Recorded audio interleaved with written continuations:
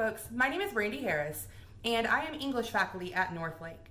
In honor of this year's common book, Notes from a Young Black Chef, in this video I'm going to show you how to make rustic rosemary bread. Now, some of you might be a little bit scared of making bread because it's a pretty involved process, but this is one of the easiest breads there is to make. All it takes is a few ingredients and a little bit of patience. Let's take a look at how it works. The ingredients for this bread are quite simple. You need 2 tablespoons of sugar, 1 packet or 2½ teaspoons of dry active yeast, 2 cups of warm water, 4 cups of flour, a teaspoon of salt, and 1 to 2 teaspoons of chopped rosemary. If you don't have fresh, you can use dried. Just use 1 teaspoon instead of 2. Once you have all your ingredients gathered, find a large bowl. You want the biggest bowl that you have because this is going to rise a lot. Into the bowl goes your 2½ teaspoons of dry active yeast, 2 tablespoons of sugar, and the 2 cups of warm water. Now comes part of the waiting game. You're going to let this sit for 10 minutes. The warm water will help wake the yeast up, and the sugar is going to feed it to allow it to produce gas that will cause your bread to rise. So let's give this 10 minutes.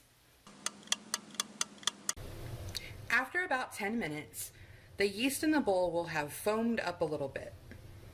When you see foam on the top of the bowl, you know you're ready to start mixing in the rest of your ingredients. First comes the flour. You're going to use 4 cups of all-purpose flour. You don't have to do this in stages. You can just dump all the flour in at once.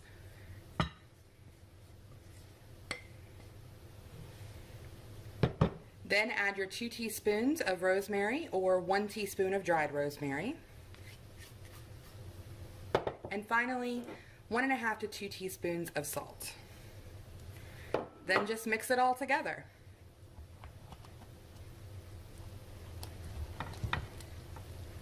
It can be a little messy, so don't be surprised if you get flour everywhere. But you're just going to mix this until the dough forms a loose ball of sticky dough. And if you're having trouble getting it to come together, you can always get in there with the best kitchen tool you have, which is your hands, and mix it together by hand.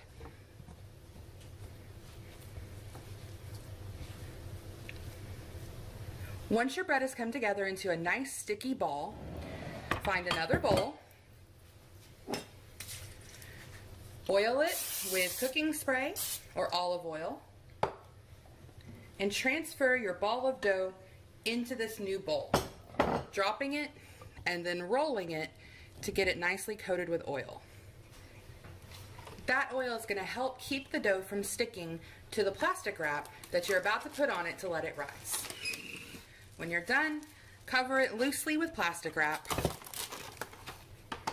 and set it in a warm spot in your kitchen to rise for about an hour.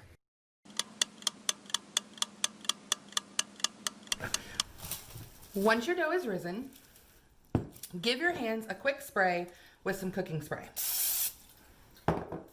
This will make it very easy to work with the dough. With your hands well oiled, first punch down the dough to get all the air out. Then scoop the dough into a ball. This recipe makes 2 large loaves or multiple smaller loaves. Adjust and make the loaves whatever size that you want them to be. I'm going to make 2 large loaves. So I'm going to just split the dough in half, grab one of the loaves or the balls, set my bowl aside, and form it into a ball.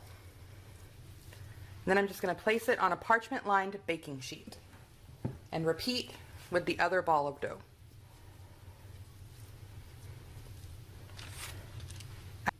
At this point, I'm going to cover it with plastic wrap very loosely and set this aside for another hour to rise.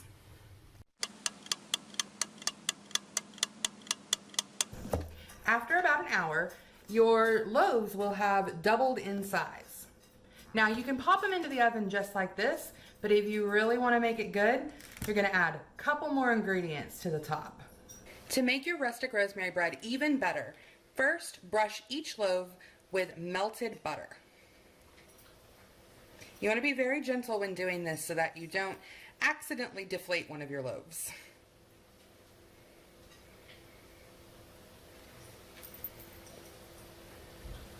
Once it's nicely coated, sprinkle it with some kosher salt or even regular table salt. If you're using table salt, don't go very heavy. And lastly, sprinkle with some additional chopped rosemary.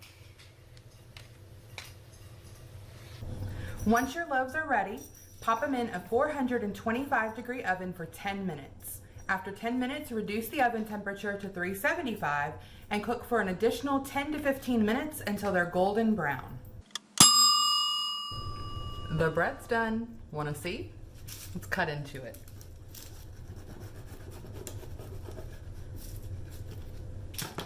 Are you ready for this? Look at this. Yum! You can see the rosemary flecked throughout. It's really good. I recommend you give it a try. It can't be easier than a bread you don't have to knead.